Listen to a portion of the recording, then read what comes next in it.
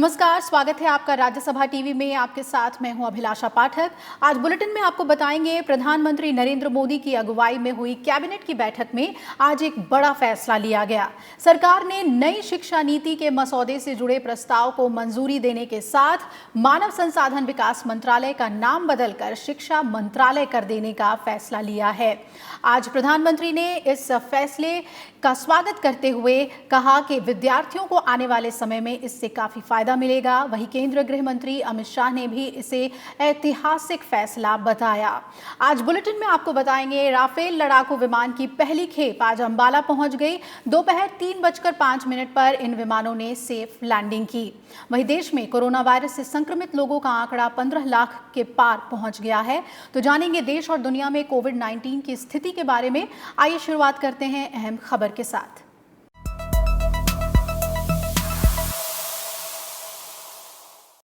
भारतीय वायुसेना की ताकत कई गुना बढ़ गई है। भारतीय वायुसेना के बेड़े में आज से अत्याधुनिक और शक्तिशाली लड़ाकू विमान राफेल शामिल हो गया है। भारत और फ्रांस के बीच हुए मसौदे के तहत राफेल लड़ाकू विमान की पहली खेप अंबाला पहुंची। दोपहर 3:05 पर इन विमानों की लैंडिंग हुई। भारतीय वायुसेना को शक्तिशाली और अत्याधुनिक लड़ाकू विमान राफेल की ताकत मिल गई है।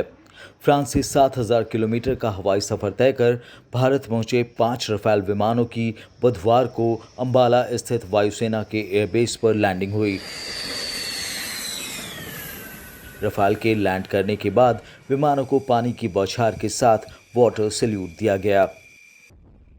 रक्षा मंत्री राजनाथ सिंह ने राफेल फाइटर जेट्स के अंबाला एयरबेस स्टेशन पर लैंड करते हुए वीडियो ट्विटर पर साझा किया। उन्होंने कहा कि भारत में राफेल लड़ाकू विमानों का पहुंचना देश के सैन्य इतिहास में एक नए युग की शुरुआत है।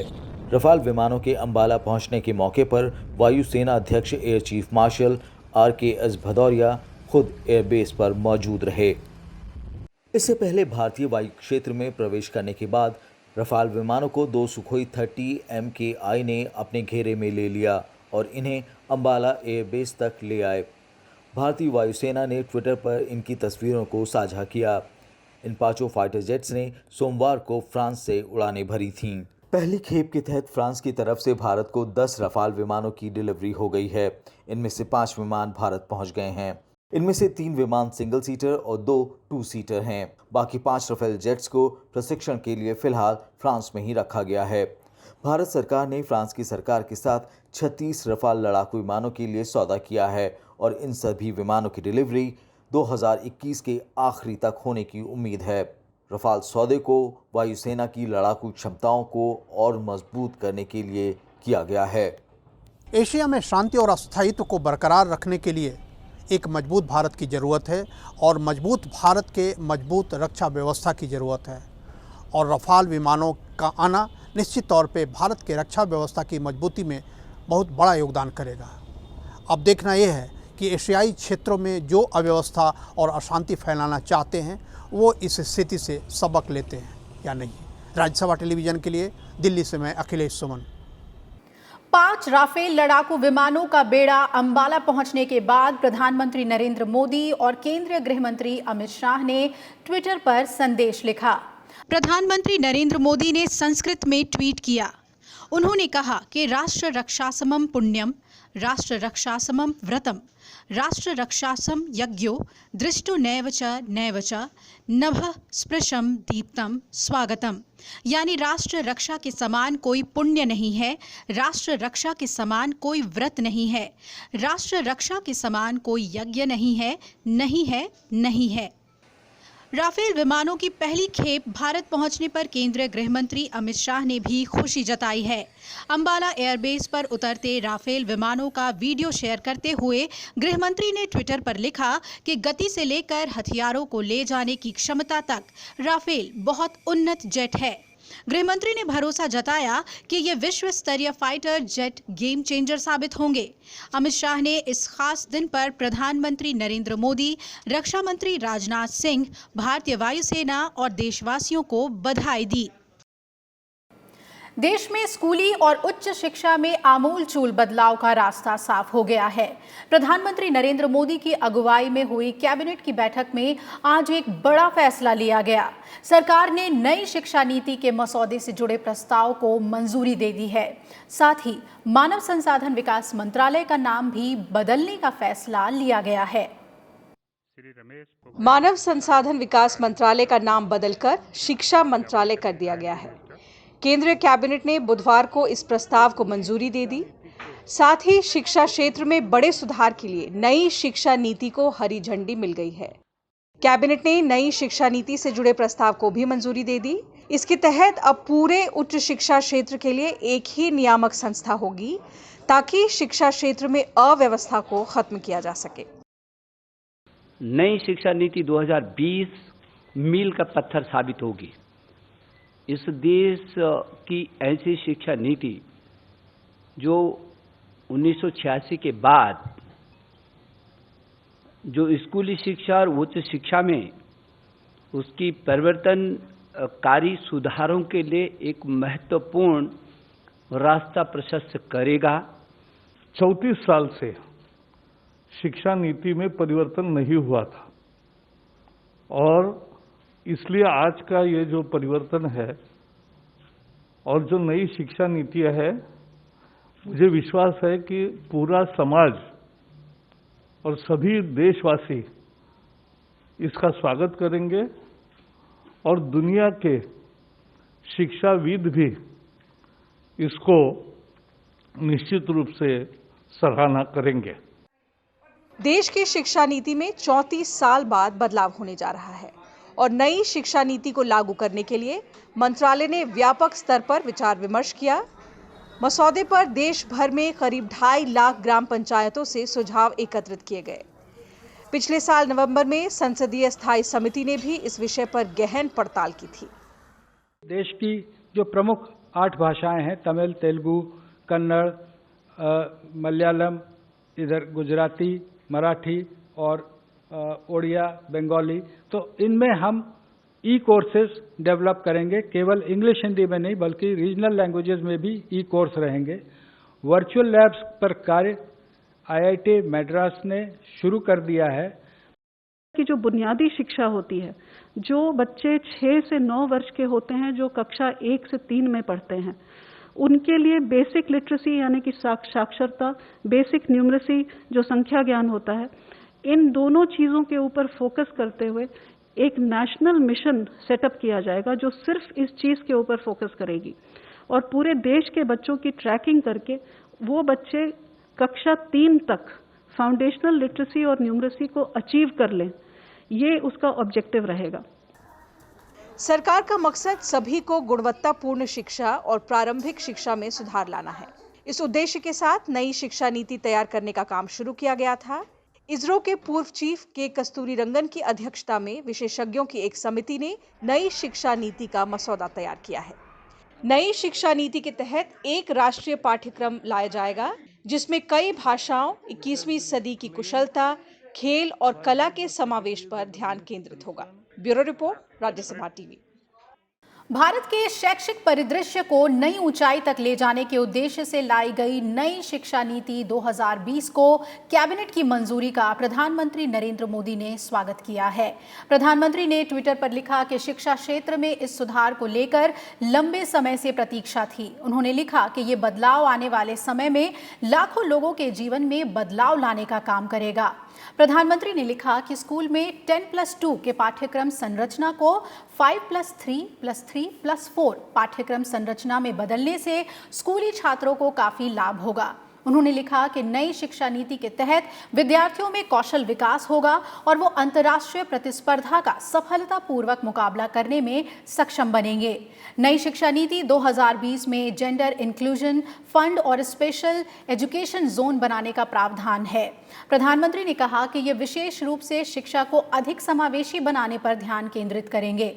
प्रधानमंत्री ने यह भी कहा कि नई शिक्षा नीति शिक्षा के बुनियादी ढांचे में सुधार करेगी और दिव्यांगजनों के लिए अवसर भी बढ़ाएगी।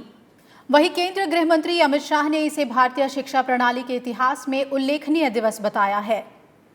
गृहमंत्री ने ट्विटर पर लिखा कि प्रधानमंत्री नरेंद्र मोदी के नेतृत्व में केंद्रीय मंत्रिमंडल ने आज 21वीं सदी के लिए नई शिक्षा नीति 2020 को मंजूरी दी है। उन्होंने लिखा कि स्कूल और उच्च शिक्षा दोनों में ये बेहद जरूरी और ऐतिहासिक सुधार लाएगा। देश में कोरोना संक्रमण के कुल मामले 15 लाख के पार पहुंच गए हैं। हालांकि सरकार की ओर से कोविड-19 की रोकथाम और प्रबंधन के लिए उठाए जा रहे कदमों से स्वस्थ होने वाले मरीजों की कुल संख्या 9,88,000 से ज्यादा हो गई है। रिकवरी रेट बढ़कर 64% से ज्यादा हो गई है और मृत्यु दर धीरे धीरे कम होती जा रही है और ये घटकर 2.23% रह गई है। पिछले 24 घंटे में 48,513 नए मामले सामने आए हैं, जबकि 768 लोगों की मौत हुई है। देश में कोरोना वायरस के कुल मामलों की संख्या बढ़कर 15,31,669 हो गई है। वहीं इस महामारी से अब तक 34,193 लोगों की जान भी जा चुकी है। कुल संक्रमण के मामलों में से 64.51% ठीक हो चुके हैं और आंकड़ों के अनुसार देश में अभी तक कोविड-19 के 9,88,029 मरीज ठीक हो चुके हैं। पिछले 24 घंटे में 35,000 से अधिक लोग ठीक हुए हैं। वहीं 5,09,447 एक्टिव मामले हैं। ICMR के मुताबिक अब तक 1,77 लाख से अधिक लोगों की कोविड-19 की जांच की गई है, जिनमें से पिछले 24 घंटे में 4 लाख से अधिक लोगों की जांच हुई है। देश में कोरोना के मामलों की रफ्तार पर नजर डालें तो केरल में 30 जनवरी को भारत में पहले कोविड-19 मामले का पता चला था। इसके 110 दिन में 19 मई को देश में 1 लाख कोरोना के केस दर्ज किए गए। 39 दिन बाद यानी 149 दिन में 27 जून को भारत के कोरोना वायरस केस का आंकड़ा 5 लाख तक जा पहुंचा। फिर 20 दिन में संक्रमण की संख्या 5 लाख से 10 लाख हो गया। 10 लाख केस पहुंचने में 169 दिन का समय लगा और इसके 12 दिन बाद 15 लाख आंकड़े को पार कर गया। 15 लाख केस पहुंचने में 181 दिन का समय लगा है। देश में भले कोरोना के मामले लगातार बढ़ रहे हों, लेकिन मृत्यु दर में लगातार कमी देखने को मिली है। साथ ही रिकवरी रेट में लगातार सुधार दर्ज किया गया है। 5 लाख केस के समय प्रतिदिन औसत 2 लाख टेस्ट हो रहे थे और ग्रोथ रेट 3.7% था, जो 15 लाख होते होते 3.6% पर आ गया। वहीं प्रतिदिन औसत टेस्टिंग बढ़कर 4 लाख के पार पहुंच गई। कोरोना से मरने वालों की दर भी कम होकर 2.23% पर आ गई। 5 लाख केस के समय रिकवरी रेट 58% से ज्यादा था, जो 15 लाख होते होते 64% से अधिक हो गया। Bureau report, Rajya Sabha TV. 16 राज्यों और केंद्र शासित प्रदेश में कोरोना से स्वस्थ होने की दर राष्ट्रीय औसत 64.51% से अधिक है। पिछले 24 घंटे में महाराष्ट्र में सबसे अधिक कोरोना रोगी स्वस्थ हुए हैं। इसके बाद तमिलनाडु, दिल्ली और आंध्र प्रदेश का स्थान है। वहीं 29 राज्यों और केंद्र शासित प्रदेशों में मृत्यु दर राष्ट्रीय औसत से कम है। कोविड-19 से स्वस्थ होने की दर दिल्ली में सबसे अधिक 88.84% है। इसके बाद लद्दाख, हरियाणा, असम और तेलंगाना का स्थान है, जहां स्वस्थ होने की दर 75% से अधिक है। तमिलनाडु, गुजरात, राजस्थान, मध्य प्रदेश और मणिपुर में स्वस्थ होने की दर राष्ट्रीय औसत से अधिक है। पिछले 14 दिनों में दिल्ली में एक्टिव मामले में सबसे अधिक कमी आई है। मणिपुर, तेलंगाना, तमिलनाडु और गुजरात में इस दौरान सक्रिय मामलों में सबसे कम इजाफा हुआ है। दुनिया में कोरोना से अब तक 1,67,00,000 से ज्यादा लोग संक्रमित हैं। वहीं इस खतरनाक वायरस के कारण अब तक 6,60,000 से ज्यादा लोगों की मौत हो चुकी है। जबकि राहत की बात यह है कि 97,60,000 से ज्यादा लोग ठीक भी हो चुके हैं। कोरोना वायरस से सबसे ज्यादा प्रभावित देश अमेरिका में कोरोना से अब तक 43,52,000 से अधिक लोग इस वायरस से संक्रमित हैं और 1,49,000 लोगों की मौत हो चुकी है। वहीं ठीक होने वालों की संख्या 13,55,000 से अधिक है। कोरोना से सबसे ज्यादा प्रभावित दूसरा देश ब्राजील है। यहाँ अब तक 24,83,000 लोग संक्रमित हो चुके हैं। वहीं 88,539 लोगों की मौत हो चुकी है। ब्राजील ब्राजील में वायरस को हराकर ठीक होने वालों की संख्या 18,68,000 से अधिक हो चुकी है। तीसरे नंबर पर इस वायरस से सबसे ज्यादा प्रभावित देश भारत है। यहां अब तक 15 लाख से अधिक लोग संक्रमित हुए हैं और चौथे नंबर पर रूस है, जहां 8 लाख लोग संक्रमित हैं और अब तक 13,504 लोगों की मौत हो चुकी है और 6,19,000 लोग ठीक होकर घर लौट चुके हैं। दक्षिण अफ्रीका में 4,59,000 से अधिक लोग संक्रमित हो चुके हैं, जिसमें से 2,87,000 से अधिक लोग ठीक हो चुके हैं। कोरोना वायरस के कहर के बीच वैक्सीन को लेकर एक बार फिर से बड़ी उम्मीद जगी है। कोरोना वायरस को लेकर मॉडर्ना की वैक्सीन बंदरों पर हुए ट्रायल में पूरी तरह से कारगर साबित हुई है। New England journal of medicine में प्रकाशित एक अध्ययन में कहा गया है कि अमेरिका की बायोटेक फर्म मॉडर्ना की कोविड-19 वैक्सीन ने बंदरों पर हुए ट्रायल में एक मजबूत इम्यून रिस्पॉन्स विकसित किया है। साथ ही ये कोविड-19 वैक्सीन बंदरों की नाक और फेफड़ों में कोरोना वायरस को अपनी कॉपी बनाने से रोकने में भी सफल रही। वक्त है एक ब्रेक का, फौरन हाजिर होंगे, बने रहिए हमारे साथ।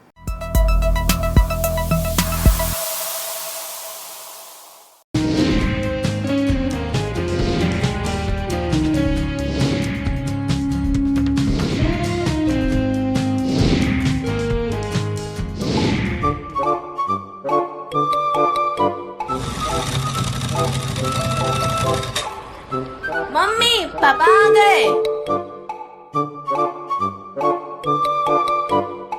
एक गर्मा गर्म चाय हो जाए। जी नहीं, बाहर से आए हो ना, भूल गए नई शुरुआत? तो पहले नहा धोकर कपड़े बदलो, उसके बाद चाय। ओ हाँ बिल्कुल, ये तो जरूरी है। यही वो वक्त है जब हम इन बातों को रोज की आदत बनाकर जिंदगी की एक नई शुरुआत करें, क्योंकि लॉकडाउन तो एक दिन हट जाएगा पर कोरोना यहीं रहेगा। कोरोना को देनी है मात, तो इन जरूरी बातों के साथ करनी होगी एक नई शुरुआत।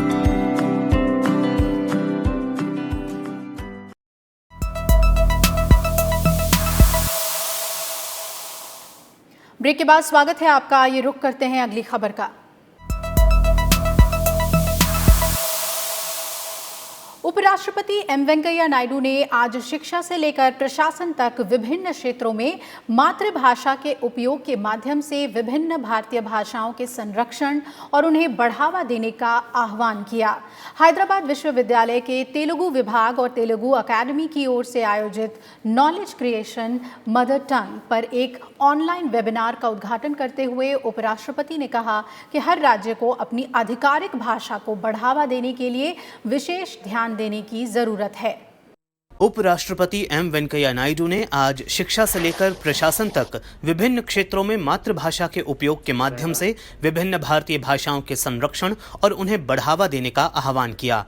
हैदराबाद विश्वविद्यालय के तेलुगु विभाग और तेलुगु अकादमी द्वारा आयोजित नॉलेज क्रिएशन मदर टंग पर एक ऑनलाइन वेबिनार का उद्घाटन करते हुए उपराष्ट्रपति नायडू ने कहा कि प्रत्येक राज्य को अपनी आधिकारिक भाषा को बढ़ावा देने के लिए विशेष ध्यान देने की जरूरत है। भाषा को सभ्यता की जीवन रेखा मानते हुए उपराष्ट्रपति ने कहा कि ये लोगों की पहचान, संस्कृति और परंपराओं को दर्शाती है। ये संगीत, नृत्य, रीति रिवाजों, त्योहारों, पारंपरिक ज्ञान और विरासत को संरक्षित करने में महत्वपूर्ण भूमिका निभाती है।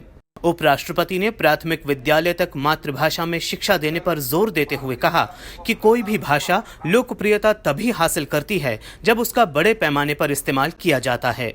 उन्होंने कहा कि ये सोचना गलत है कि तरक्की भी तभी हो सकती है जब शिक्षा अंग्रेजी माध्यम में हासिल की जाए। उपराष्ट्रपति ने कहा कि शोध से ये पता चला है कि जो लोग अपनी मातृभाषा को अच्छे से जानते हैं वो अन्य भाषाओं को आसानी से सीख सकते हैं। आधुनिक जरूरतों को पूरा करने के लिए मातृभाषाओं को बढ़ावा देने की जरूरत बताते हुए उपराष्ट्रपति ने कहा कि जटिल वैज्ञानिक और तकनीकी शब्दों को भी भारतीय भाषाओं में सरल बनाया जाना चाहिए। उपराष्ट्रपति ने शिक्षकों और माता पिता से अपने बच्चों को घर और अन्य जगहों पर मातृभाषा में बात करने के लिए प्रोत्साहित करने की बात कही। इसके साथ ही उन्होंने मीडिया से भी आह्वान किया कि वे देशी भाषाओं के व्यापक उपयोग को बढ़ावा दें। रक्षा मंत्रालय ने रक्षा अधिग्रहण प्रक्रिया 2020 के दूसरे मसौदे को सार्वजनिक कर दिया है। इसमें विभिन्न पक्षों और आम लोगों से सुझाव और टिप्पणियां आमंत्रित की गई हैं, जिनमें 10 अगस्त तक दिया जा सकता है। आत्मनिर्भर भारत अभियान के हिस्से और उसमें निहित रक्षा सुधार घोषणा के तहत समीक्षा समिति ने दूसरे मसौदे में पहले मसौदे में मिले सुझावों के विश्लेषण के आधार पर संशोधन किया है। रक्षा खरीद प्रक्रिया 2020, जिसे अब रक्षा अधिग्रहण प्रक्रिया 2020 नाम दिया गया है, उस पर 10 अगस्त तक टिप्पणियां मांगी गई हैं। इससे पहले DPP 2020 का पहला मसौदा सार्वजनिक किया गया था, जिस पर 17 अप्रैल तक विभिन्न पक्षों से टिप्पणियां और सुझाव मांगे गए थे। बाद में इसकी अवधि बढ़ाकर 8 मई कर दी गई थी। रक्षा मंत्रालय को पहले मसौदे पर अब तक हजारों पक्षों, सेवाओं और उद्योग से सुझाव मिले हैं। इन टिप्पणियों के विश्लेषण के बाद संबंधित पक्षों के साथ विचारों का आदान प्रदान भी किया गया है।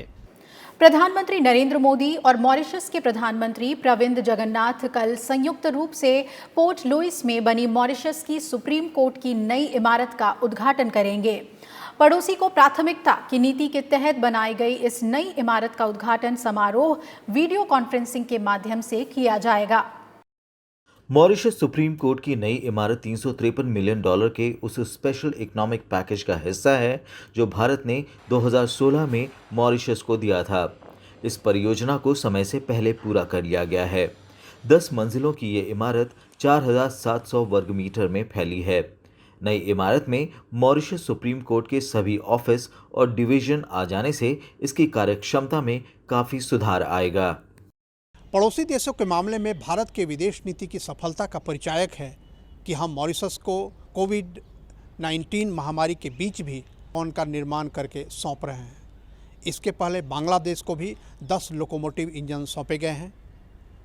मालदीव को 9 डेवलपमेंट प्रोजेक्ट के लिए सहायता दिए गए हैं।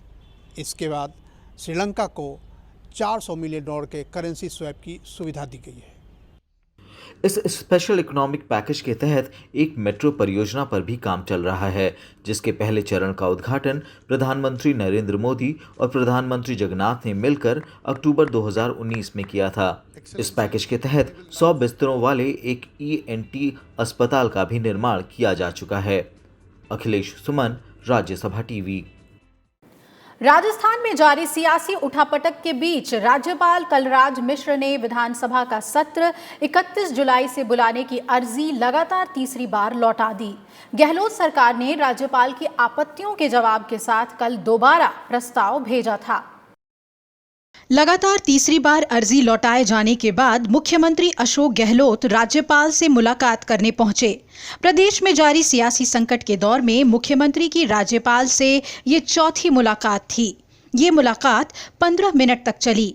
राज्यपाल कलराज मिश्र ने 15 अगस्त को राजभवन में होने वाले एट होम कार्यक्रम को भी रद्द कर दिया है।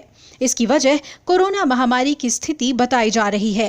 राज्यपाल ने इससे पहले गहलोत सरकार से 3 बिंदुओं पर स्पष्टीकरण मांगा था, जिसमें विधानसभा का सत्र 21 दिन का स्पष्ट नोटिस देकर बुलाने, विश्वास मत हासिल करने की मंशा को स्पष्ट करने और विधानसभा परिसर में कोरोना संक्रमण की रोकथाम के लिए उठाए जाने वाले प्रभावी कदम के बारे में जानकारी मांगी गई थी।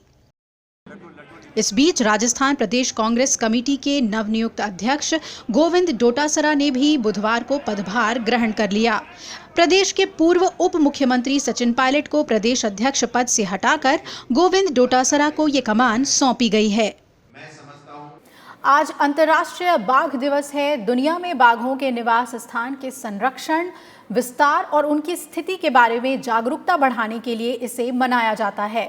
उपराष्ट्रपति एम वेंकैया नायडू ने इस मौके पर लोगों से बाघ के संरक्षण के लिए हर संभव प्रयास करने की गुजारिश की है। शौर्य, पराक्रम और ओजस्विता का प्रतीक बाघ भारत का राष्ट्रीय पशु होने के साथ देश की शक्ति, सतर्कता, बुद्धि और धीरज का भी प्रतीक माना जाता है। अंतर्राष्ट्रीय बाघ दिवस के मौके पर उपराष्ट्रपति एम वेंकैया नायडू ने लोगों से देश के इस शानदार राष्ट्रीय पशु के संरक्षण के लिए हर संभव प्रयास करने का आग्रह किया है। उपराष्ट्रपति ने कहा कि ये हर्ष का विषय है कि विश्व भर में कुल बाघों में से करीब 70% भारत में पाए जाते हैं। उन्होंने देश में बाघों की संख्या में लगातार बढ़ोतरी पर संतोष जताते हुए सरकार के प्रयासों की तारीफ की है। उपराष्ट्रपति ने कहा कि बीते दशकों में बाघ का प्राकृतिक आवास का क्षेत्र कम होता गया है। जंगलों की कटाई, शिकार की कमी और अवैध शिकार के कारण बाघों पर अभी भी खतरा बना हुआ है। इसलिए बाघ संरक्षण के प्रयास लगातार जारी रखने चाहिए और इस दिशा में सरकार द्वारा उठाए गए कदमों को जन समर्थन दिया जाना चाहिए। वहीं इस मौके पर केंद्रीय वन एवं पर्यावरण मंत्री प्रकाश जावड़ेकर ने देश में बाघ संरक्षण के प्रयासों को प्रधानमंत्री की ओर से परिकल्पित आत्मनिर्भरता का बेहतरीन उदाहरण बताया है। प्रकाश जावड़ेकर ने कहा कि मैं उन वन कर्मियों को सलाम करता हूं, जिनके परिश्रम ने देश में बाघ संरक्षण को सही दिशा में ले जाने का काम किया है। बाघ गणना रिपोर्ट 2018 के मुताबिक भारत में बाघों की कुल आबादी 2967 है, जो विश्व में बाघों की आबादी का 70% है। Bureau report, Rajya Sabha TV. Bihar में बाढ़ ने विकराल रूप अख्तियार कर लिया है। समस्तीपुर को भी अपनी चपेट में लेने के बाद प्रदेश में बाढ़ से करीब 30 लाख लोग पीड़ित हो गए हैं और मरने वालों की तादाद बढ़कर 21 हो गई है। वहीं असम में बाढ़ की स्थिति में सुधार हुआ है, लेकिन अभी भी 22 लाख लोग यहां पीड़ित हैं। तो केरल में भारी बारिश की वजह से कई इलाके जलमग्न हो गए हैं। वहीं दिल्ली एनसीआर में जोरदार बारिश के बाद लोगों ने राहत की सांस ली है। बिहार में बाढ़ का दायरा लगातार बढ़ता जा रहा है। यहां बाढ़ से 12 जिलों के करीब 30 लाख लोग पीड़ित हैं। प्रशासन की तरफ से 2.5 लाख लोगों को सुरक्षित जगहों पर पहुंचाया गया है। एनडीआरएफ और एसडीआरएफ की अनेक टीमें राहत और बचाव के काम में मदद कर रही हैं। सामुदायिक रसोई से भोजन के साथ पीड़ित परिवारों को प्रशासन की ओर से आर्थिक सहायता भी मुहैया कराई जा रही है। मौसम विभाग ने यहां अगले 2 दिन तक बारिश का पूर्वानुमान लगाया है। वहीं असम में बाढ़ से मरने वालों का आंकड़ा 104 तक जा पहुंचा है। हालांकि यहां बाढ़ की स्थिति में सुधार हुआ है, लेकिन अभी भी 22 जिलों के करीब 22 लाख लोग बाढ़ से पीड़ित हैं। सबसे ज्यादा पीड़ित गोलपाड़ा जिले में करीब 4.5 लाख लोग बेघर हो गए हैं।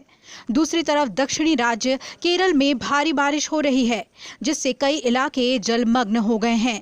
मौसम विभाग ने यहां के कुछ जिलों में भारी से भारी बारिश की चेतावनी देते हुए ऑरेंज अलर्ट जारी किया है। इस बीच बुधवार शाम दिल्ली एनसीआर में झमाझम बारिश हुई। इससे पारे और उमस में कमी के साथ मौसम सुहाना हो गया है। Bureau report, Rajya Sabha TV. और इसी के साथ इस बुलेटिन में फिलहाल इतना ही। आप अपना ख्याल रखिए, सार्वजनिक स्थानों पर 2 गज की दूरी बनाएं और मास्क का प्रयोग जरूर करें। अपना ख्याल रखें। नमस्कार।